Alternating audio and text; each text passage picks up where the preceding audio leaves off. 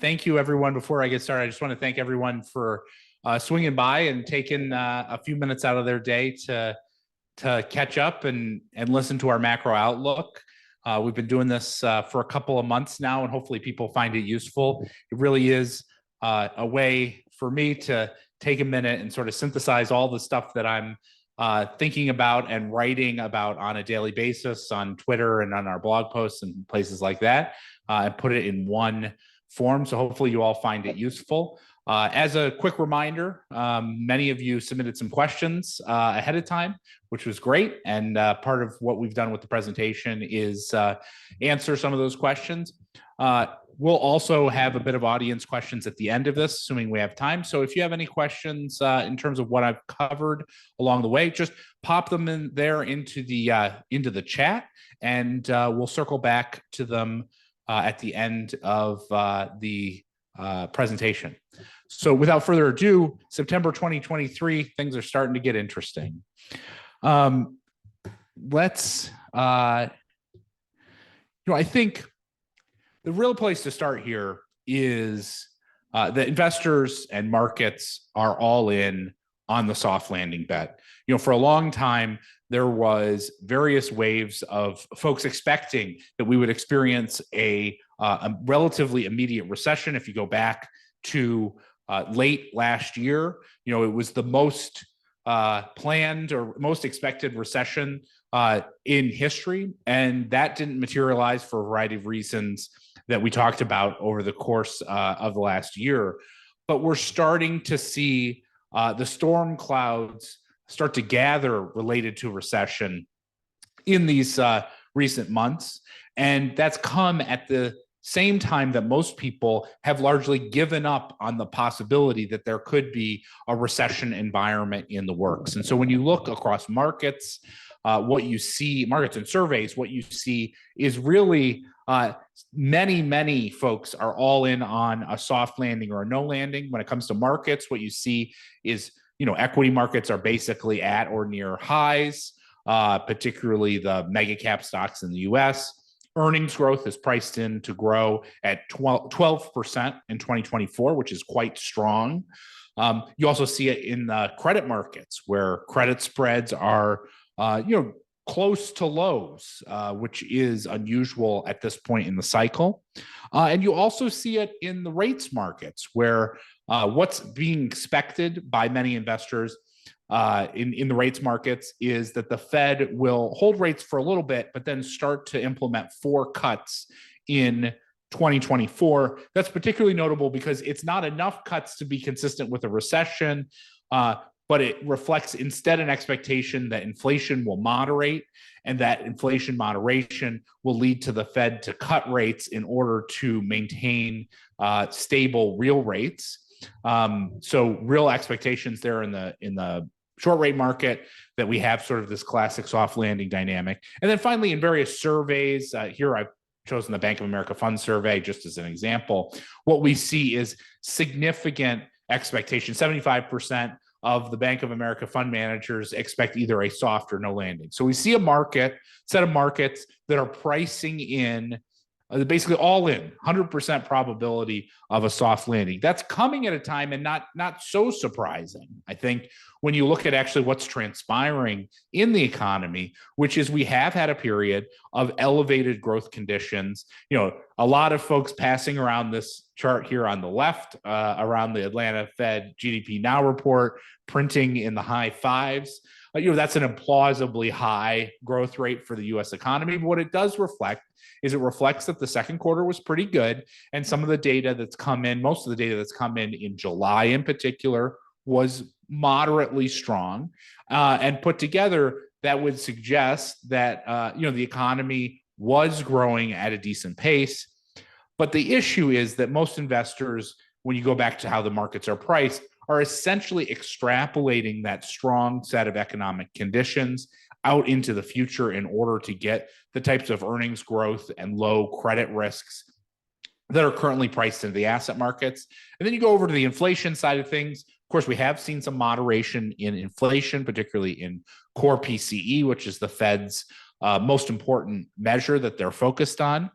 We have seen some moderation for a couple of months, but important to recognize that that doesn't necessarily mean we are going to have a straight line to inflation returning back to target in short order. And so really, when you look at what's going on, it's a real extrapolation of the strength and disinflation, the one might call Goldilocks environment over the course of the last couple of months that is really being baked into expectations in terms of asset prices for financial markets. Now, that's coming at a time, as I said, sort of the max buying into the softer no landing dynamic is coming at a time when I think many of the risks around transitioning to a weaker economic environment are starting to build. And so we're starting to see that in the macro data when you turn to and look at some of the most cyclically sensitive parts of the economy.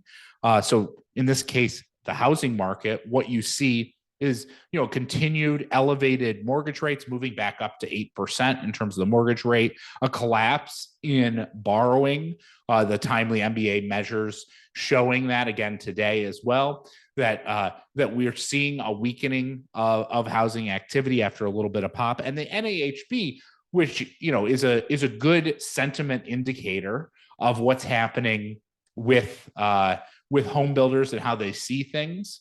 They got a big collapse as interest rates tightened last year, a modest pop as things stabilized earlier in this year, and now we're seeing renewed declines, and finally starting to see some softening of those home builder stocks after a period of time in which they had been very strong. And so we look at the most cyclically sensitive parts of the economy. They look like they're starting to soften and roll over after they had sort of an intra-cycle bit of a pop earlier this year. And then when we look at the most lagging parts of the economy, which I think are important sort of to bookend our view, what we're starting to see is the signs of weakening of the labor markets. Now, look, you all probably know me and my consistent Thursday morning tweets about the fact that the U.S. economy and the U.S. labor market is secularly tight. That is true. The level of employment remains relatively tight. But what we're transitioning from is an environment where it was stable at a very tight situation to one in which we're starting to see meaningful cracks start to emerge in the labor market. And so here on the left-hand side, you see continuing claims as well as initial claims. Very important to look at those things, taking into consideration the seasonal effects of those measures. And in particular, being careful not to look at the seasonality and the seasonal adjustments that have emerged post-COVID, because there's obviously lots of goofiness in that. So in this case, showing what the path this year looks like relative to 18 and 19 pre-COVID path, and you're starting to see that divergence where claims are remaining elevated versus what the seasonal path was in 18 and 19. We're starting to see challenger job layoffs pick up. And this isn't just the yellow freight dynamic, which did create about 30,000 jobs that were cut as a function of that, and when you look under the hood, the challenger data is great because what you can see is you see a broad-based understanding of what's going on in a very granular way. And what you see is basically every sector is starting to announce job cuts, every region. We're starting to get sort of a permeating of the dynamic that's going on. And then when we go look at the JOLT survey or the employment report, we're now starting to fall into an environment where hiring is lower than the current unemployment rate would imply. Quits is lower than the current unemployment rate would imply, and the actual incremental hiring, of course, has now fallen below what we were seeing on a pre-COVID basis. And so you put that all together, and this is a very normal transition from a period of the economy continuing to have relatively strong momentum, continuing to extend the gains that we saw in the first half of the year. But eventually what we're starting to see here is that things are catching up. The tightening that's occurred, the rising interest rates, the slowing of the credit markets, the weakening of demand that we're just starting to see emerge, all of that is starting to catch up with the economy. And we're right at this critical juncture, this turning point where such strength that we've seen that I've been talking a lot about over the course of the last year or 18 months is starting. The signs are emerging that it's starting to turn. And again, in that context of the relatively extreme expectations in the financial markets around a Goldilocks or soft landing environment.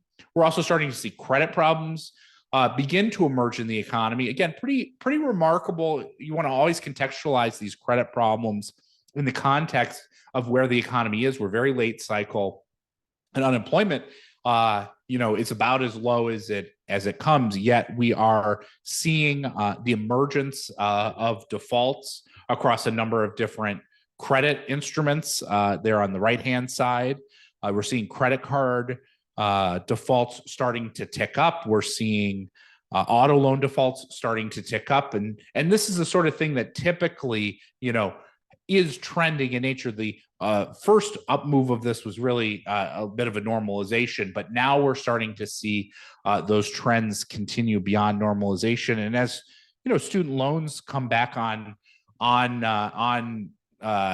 expected to get paid off, we may see an increase in student loan defaults as well. And then we're also seeing stress in the corporate market. Now, look, if you look at the top, handful of stocks that are strong free cash flow businesses and have booked very low rates for a long time during the good times, you're not seeing a lot of stress for them. But those companies, particularly on an employment basis, only make up a modest amount of overall U.S. employment.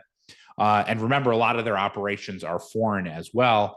When you start to get to the smaller companies, the more domestically oriented companies, what you start to see is that this sort of credit stress is emerging. So on the left-hand side, you see the smallest companies in the S&P 500 or the S&P universe, so the S&P 1500, are starting to see their credit costs rise as they're borrowing more on the short end. You're starting to see bankruptcies tick up. And you're also starting to see many of those companies that are the negative cash flowing businesses. Some perspective of all listed U.S. companies, about 50% in number are negative cash flow businesses. It's about 10% of employment are in those negative cash flowing businesses because they're smaller in nature.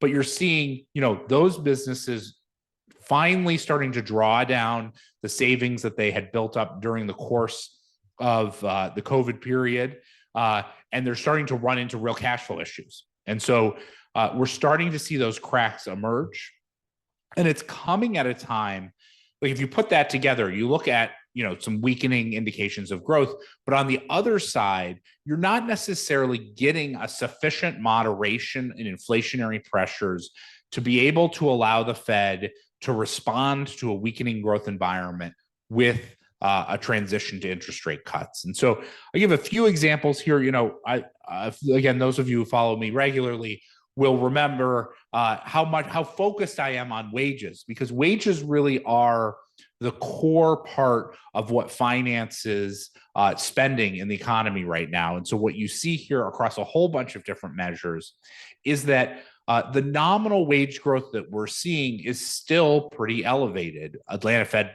wage measures are growing there at the 5 to 6% level. Those are particularly good measures because they're matched from one person to another. So those year over year numbers aren't necessarily affected by composition issues. They're also good because they track the median wage of those earners under 150K a year, which is very valuable because that's really the folks with the highest propensity to spend.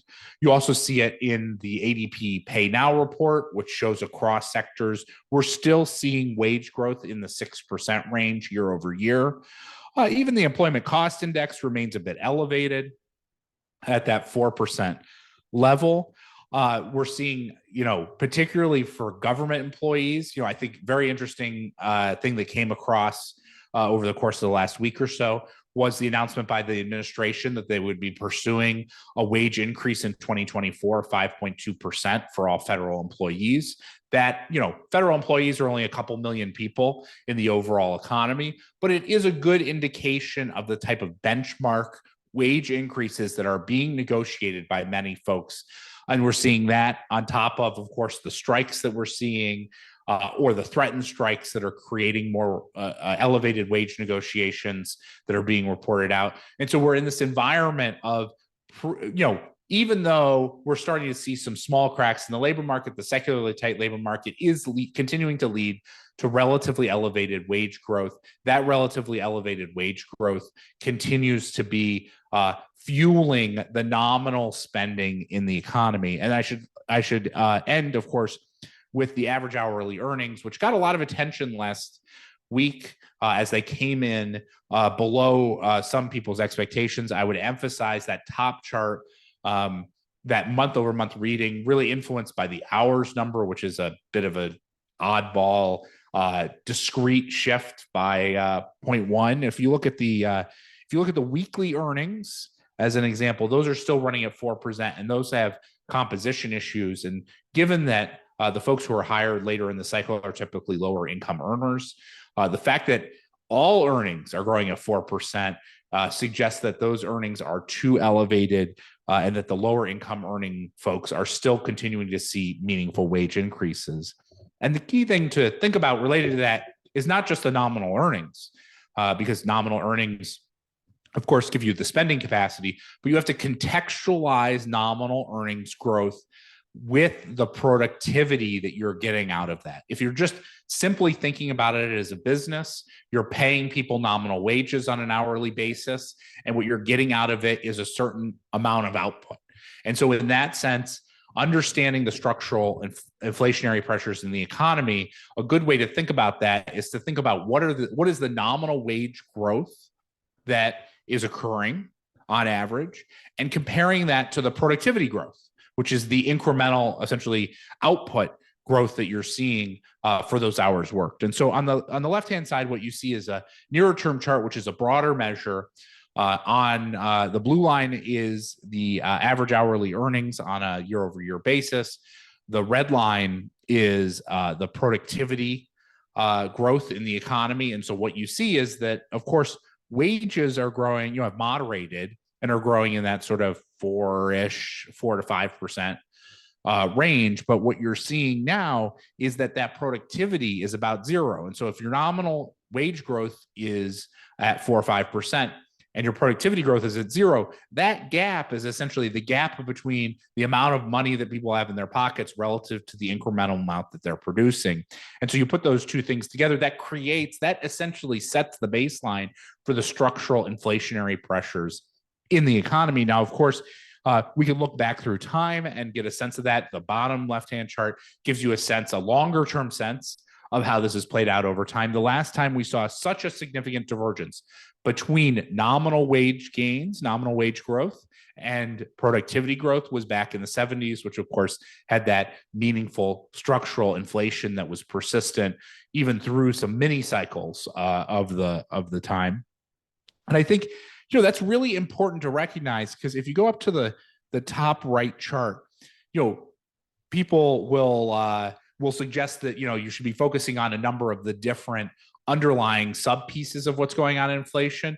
I like to focus on the wages relative to the productivity, because what it does is it gives you that sort of baseline understanding of how much nominal demand there is in the economy relative to the improvement or the increase in nominal production. And I think what you see back in these periods, the 70s, of course, the inflationary period, it was more elevated than it is today. But I think the thing that was really interesting to see during that time frame was that wages through the 70s, they basically were relatively stable. They were moderately growing through the period. And we had inflationary pressures move around a lot, right? When you had inflation impulses, positive inflation impulses or negative inflation impulses, the overall inflation number moved around. But as long as that nominal wage growth stayed elevated relative to productivity growth. And because of that, the embedded inflationary pressures in the economy persisted, even though we actually had moderation in unemployment, even though we had oil prices, go from rising to not rising. The structural inflationary pressures that we all sort of know by the textbooks that permeated and existed in the 70s were really a function of that continued elevated wage growth. And that can happen even as labor markets deteriorate. Not if they deteriorate rapidly, but even if they modestly deteriorate, you can still have that continued elevated wage growth. And that's because wage negotiations are very slow moving and are responsive to the previous rises in prices. And so you can have those wages continue to rise even as the overall economy it may be moderating to some extent. And that's the real pickle for the Fed. But the real pickle for the Fed is an environment where they're not getting the type of disinflationary pressures that they need in order to get clearly to their target at a time when economic conditions are starting to deteriorate. And then added on top of it, just adding fuel to the fire here, we had a big benefit from the decline in oil prices that peaked last summer and then have moderated since. That created a big disinflationary impulse on the economy. Already, what we were seeing was reverting from a disinflationary impulse to neutral in recent months. But particularly concerning for the Fed is the fact that oil prices are starting to rise. More recently, Brent making it up to $90 a barrel. That is a significant rise, particularly with OPEC members or OPEC plus members committing to containing or committing to continuing their supply constraints. You put that together with the fact that the SPR has basically been drained to a reasonable level. So the administration doesn't have another arrow in its quiver to be able to bring negative pressure on oil. And we could be having a pretty difficult environment where oil prices continue to rise or remain elevated, wage pressures continue to remain elevated, even as economic growth conditions are starting to deteriorate. And that really is the worst of all worlds because it means that the Fed can't ease in response to the declining growth conditions. Now, I think, we don't often talk about other areas of the world, but I think they serve in this environment as a really good place, both for other investment opportunities in terms of alpha strategies, but also they give a real lens into the dynamics that are happening elsewhere. And I think Europe and the UK in many ways are ahead of the US from the perspective of the fact that their economies have weakened more substantially than the US. They're certainly not printing any GDP now measures of 6% of late. But yet, what we're seeing is that their inflation is not slowing. And the reason why that is because they're not getting enough deterioration in economic conditions to create enough of a loosening of the labor markets to then create enough of a softening of wage growth to help bring those inflationary pressures down. And so when you look at what's going on there, what you see is wage pressures in the euro area continuing to rise right now up in that 5 to 6%. And you're seeing wages in the UK growing at a pretty remarkable 7 to 8% over the course of the last year. That is extremely high when you compare it to the middle set of charts, which is their productivity. Both economies, labor is experiencing basically flat productivity growth. And so you have nominal wage growth that's growing at those levels, higher than the US, zero productivity growth. And what are you getting? You're getting persistent inflation. So even though GDP growth has moderated, everyone in the world is talking about the terrible German recession, it's not translating into a sufficient loosening of the labor markets to bring that wages or inflation down. And so that's what you're getting this environment of weak economic conditions, but inflation remains elevated in the 6 to 7% range in the UK and in that sort of 5 to 6% range in Europe. And it shouldn't be surprising. These levels are not random, right? That roughly 7% inflation, that your core inflation that you're seeing in the UK aligns with a roughly 7% wage growth and zero productivity growth. Again, in Europe, that roughly 5 to 6% inflation that you're seeing there on the core measures aligns with the 5 to 6% wage growth and zero productivity growth. And so this is the cycle. You have to bring labor markets down. And that is particularly hard in these advanced economies, in the advanced developed economies, where labor markets essentially are naturally tightening each month due to demographic issues. And so in order to get the type of weakening that's necessary to create a meaningful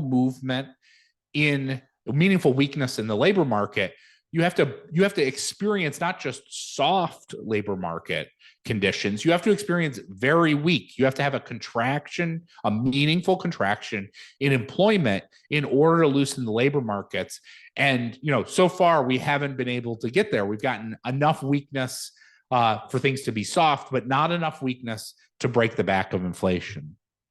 And so what you see here is basically, I'd say the interesting thing is, given that dynamic, right, given the elevated inflation in the US and in the UK and Euroland, what you would expect is that central banks would be continuing their efforts to contain inflation through further hikes.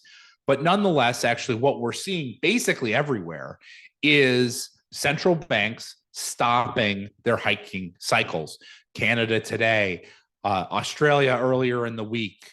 The expectations for both the Fed and the ECB is to be at a pause level at this point. And that is, and if anything, an expectation of a transition to cuts in the relatively near future. You see that here. I've shown in the top row the 2-year rates across these economies, the US, Germany, and the UK. And on the bottom part, the 10-year rates. And what you see here is that target rates are elevated, but other than in the US, target rates still, in Europe and the UK, target rates remain meaningfully below the inflation pressures in the economy.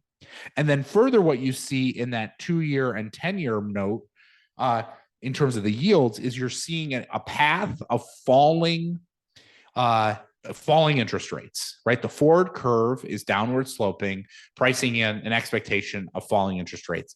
That's really important because basically what it means is that the term premium, the pricing, the value that you get, the incremental yield that you're getting for going out on the yield curve today is about as low as it ever comes. And that's important because what it highlights is if there are any changes in the expectations of these central banks to deliver meaningful easing, that can create a long end dynamic. And that's essentially what we've seen in August, particularly in the US, where we're starting to get that long end steepening, where people are no longer, investors are no longer fully investors are increasingly understanding that the rate environment is aligned with having to be elevated for longer than was previously expected, and that they're no longer accepting in this environment the type of negative term premium that's currently priced into these assets. And so if you put this together, you could easily see a meaningful rise in these long end bonds, partially driven by the supply pressure, which we talked about last month, but also driven by the fundamental dynamics of the fact that, in the UK or in Germany, you have interest rates. Think about it. You have a 10-year interest rate in Germany right now that's 2.6% at a time when inflation is running at 5 to 6%. Just think about that. That's a critical thing to recognize. Or you have, a 2-year rate of 3% at a time when inflation is running at something like 6%. And so those rates are too low. Rates are too low, particularly on the long end, across many of these economies. And if we get that sort of bear steepening, that is the type of dynamic that can have a meaningful impact across asset markets. I mean, I think we're seeing it in recent days, where what we're seeing is that bear steepening in the bond market is starting to flow through to the equity market. And that's basically how this is going to play out. The fact that central banks are basically paused, right? Every central bank, every major developed central bank in the world has said that they're not going to tighten, or is at least implying that they're not going to tighten further anytime soon. And given the pressures that exist in the macroeconomy, essentially the only release valve for that to play out is to start to get that long end rise. What I call it is we're going to get a market-based tightening because the central banks are not going to do what they need to do on the short end to tighten interest rates enough to create enough of a weakening to bring this inflation pressure down. And so that long end steepening, of course, is bad for bonds, but it's also bad for all asset prices. And I think that's the important thing to recognize as an investor, is that there are bonds in all the other assets. There's bonds in the stocks, bonds in other assets. And what I mean by that is those rising discount rates, the repricing of term premium will create a drag across all assets. And if you just, to pencil out sort of orders of magnitude, if you think about it, say the US term premium is, something like 75 basis points below what it would typically be, 50 to 75 basis points, let's say. If you take that and you price it out on a longer duration security, like a 15-year or 20-year security, what we're talking about is a 10 to 15% decline in asset prices to bring those term premia back to something more normal, and could easily be inspired by or created by the consistent, this consistent set of data that continues to show that interest rates are pretty low relative to the inflationary pressures in the economy.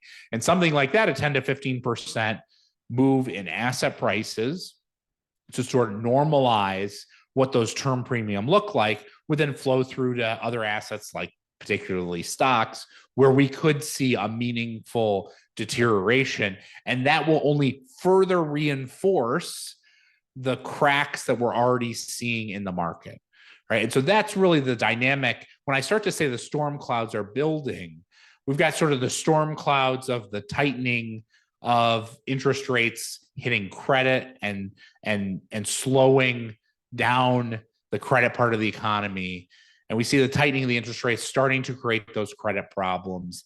At the same time, the risks around the term premium create the risk that we'll see a rise on the long end, which we started to see, which starts to hurt asset prices. And that's the brew that creates the perfect storm that creates the self-reinforcing downward momentum on the backside of a cycle, right? Which is weakening conditions, tightening, leading to softening conditions.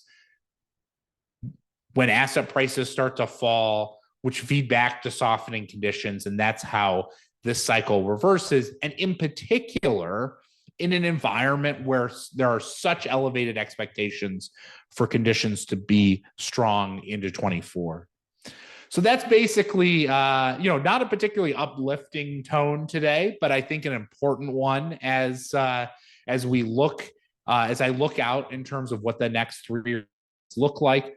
And now I think we turn it to the audience questions. Let me, I've got a couple questions here that were submitted that I don't think I hit explicitly in the course of this conversation, so I'll try and hit them here.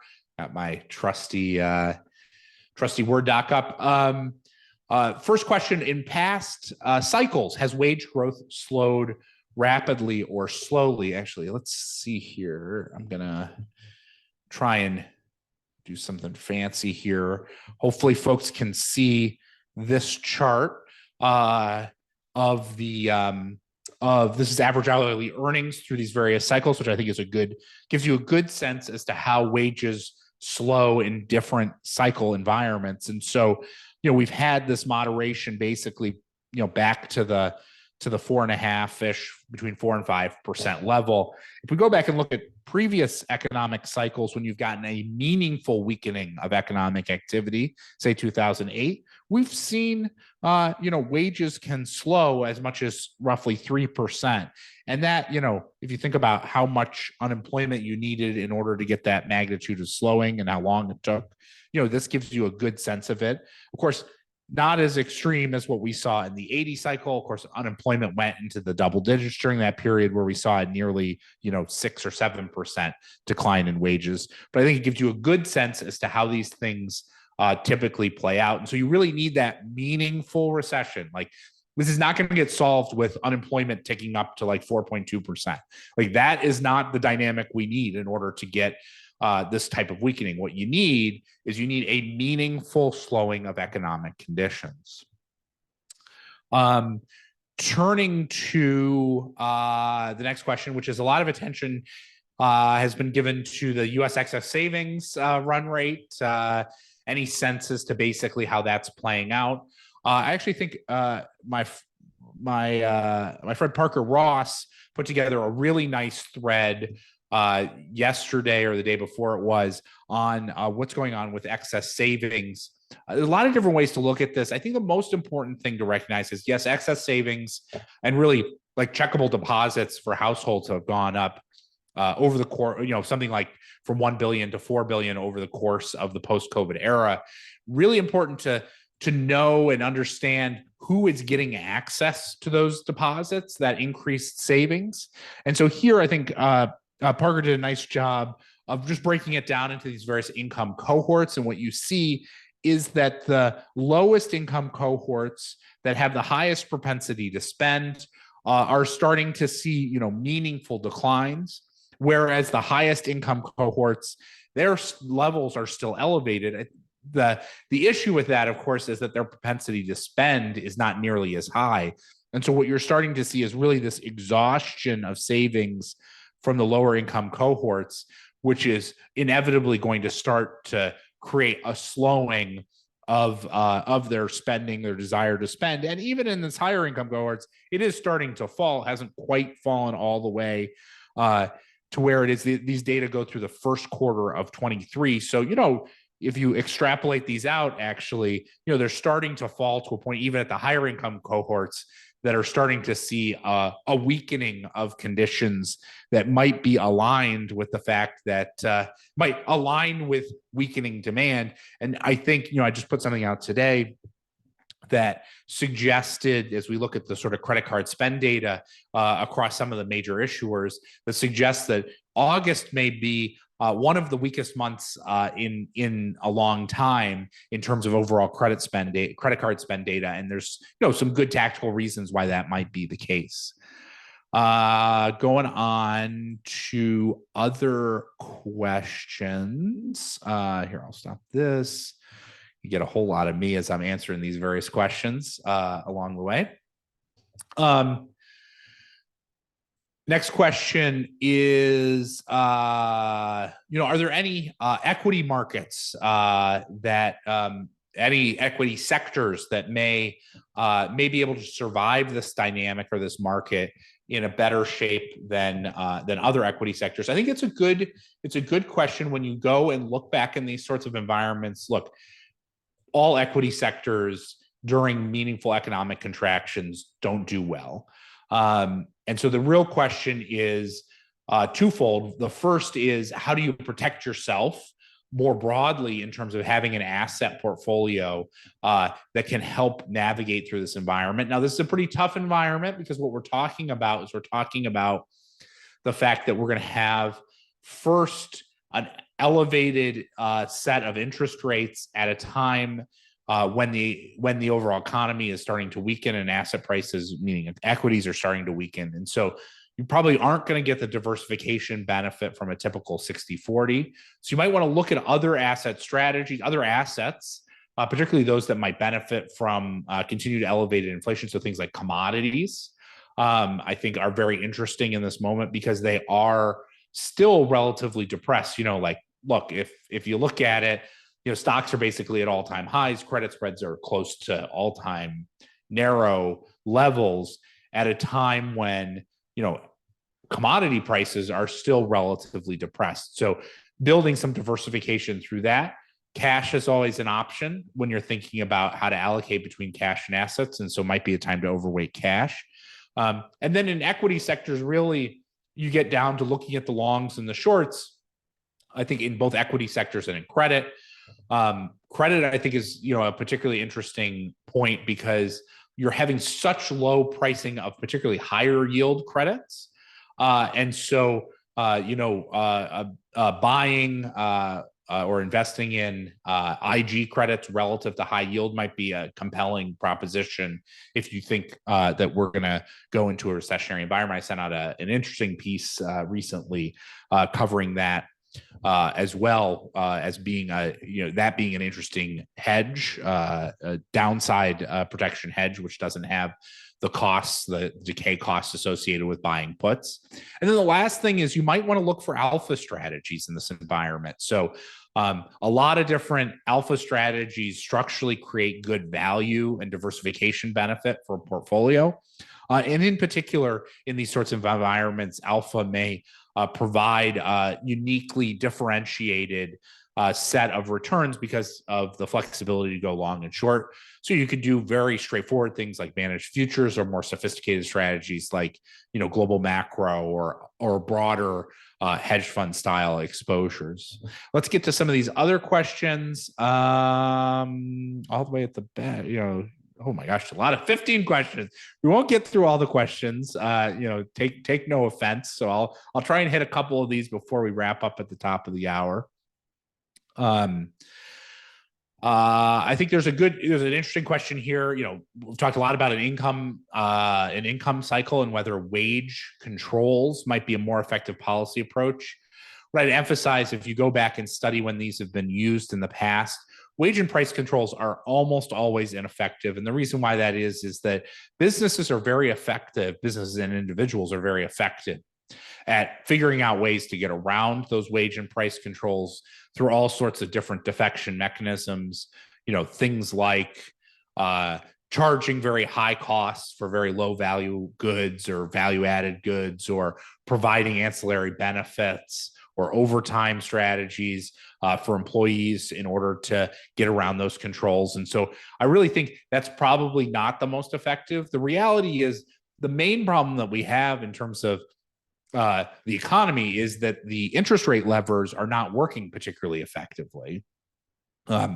Given the low sensitivity of the economy to interest rate rises.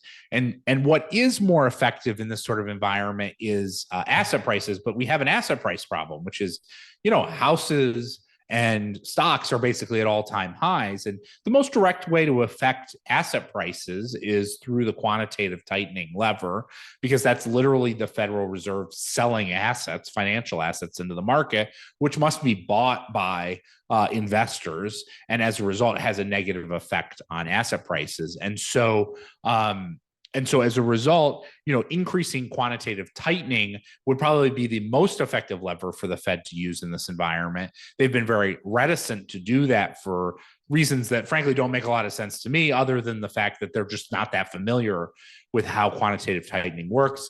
We saw back in the 2010s period that undulations in quantitative easing was highly effective at creating stimulation and tightening in an economy. And so my guess is what we're going to see is that the Fed will come back to the quantitative tightening lever if it's clear that they're no longer that they're not basically effective in terms of accomplishing their goals with the levers that they've used, the interest rate lever. Just scanning through this. Timing is a key question, and it consistently comes up. And I think, a lot of folks will look there and say, well, look, you've turned bearish on the economy, and what do I do if I get more bearish on the economy? I want to buy bonds. That's what I've learned over the course of my career. And I'd say very important to recognize that the timing and the order matters a lot. This dynamic, the way that this will play out, most likely because we're going to have a market-based tightening, is that you'll first see interest rates rise and you'll get that bear steepening environment. And then you'll have the equity prices start to decline more meaningfully. And then you'll start to get a weakening of the economy, a self-reinforcing weakening of the economy. And in that dynamic, what you want to do is you need to wait to buy the bonds, because first the bonds will sell off and then they'll rally once the self-reinforcing downward dynamic happens. And so despite the fact that you might think that we're going to be in a recessionary environment in something like, 6-9 months, this may not be the time to buy bonds. I think one of the interesting things, and I put it together actually at the beginning of the year, was just looking at past cycles to see when made the most sense to buy bonds. And it's not when you think economic conditions are softening, that's not that reliable. It's been reliable in the secular disinflationary period that we all sort of know, but it isn't reliable over all cycles. In fact, during inflationary cycles, the best time to buy bonds is at the point in which the Fed begins to ease. The same, to be clear, is true in disinflationary cycles. So picking out the time or waiting for the time to the point where the Fed starts to ease really is the best time to buy the bonds. And we're not there yet. I think it's pretty clear while the Fed may be pausing, we're not on the fast track to easing anytime soon. And so you want to wait until that confluence of events emerges. That is a much more reliable indicator than simply seeing declining growth. There's a good question here in terms of, eventually there will be a recession. Eventually the Fed will pivot. Eventually easing will happen. And I think that's really will be a really interesting time in the markets. And the reason why that is that the Fed may find it more difficult to ease in this environment than they might have experienced in previous cycle environments. And the reason why that is because in the same way it's been hard to slow down the economy because there's been so much of the economy has reduced its sensitivity to interest rates, so too may it be harder to stimulate the economy. If you think about it, how many mortgage borrowers have already locked in their secularly low 2% or 3% mortgage rates? Even if the Fed eases, they're not going to get a restimulation of the housing market the way that they did back in the 2000 cycle or something like that. And so because it may be so difficult to get the easing necessary to restimulate the economy, what I like to say in many cases is that this cycle may actually, this decline may actually be harder. It may be a harder landing than many people expect. So a later landing, a later recession than most people expected starting a year ago, but actually one that might be harder. And so it's about, this is the time to prepare for that meaningfully harder landing where the Fed may be more constrained in terms of their overall environment. Well, we've reached the top of the hour, and I appreciate y'all sticking around for a few extra minutes here as we go through this. Unfortunately, can't answer all the questions that came in through the course of this conversation, but tried to hit a few of them. Thank you so much for taking the time to listen to our monthly global macro or monthly macro outlook. Definitely stay tuned. We've got other webinars through the course of the month for those of you who might be interested in some of the strategies that we're pursuing here at Unlimited. And for those of you interested in keeping up with my macro takes, definitely check out my Twitter, where I probably see many of you out there, where I'll look to answer some of these additional questions that we didn't get time to look at in the course of this webinar. I'm at Bobby Unlimited, so definitely check that out. And look forward to seeing many of you next month as things probably will get even more interesting in the weeks and months ahead. So thank you so much for joining. Have a great day, and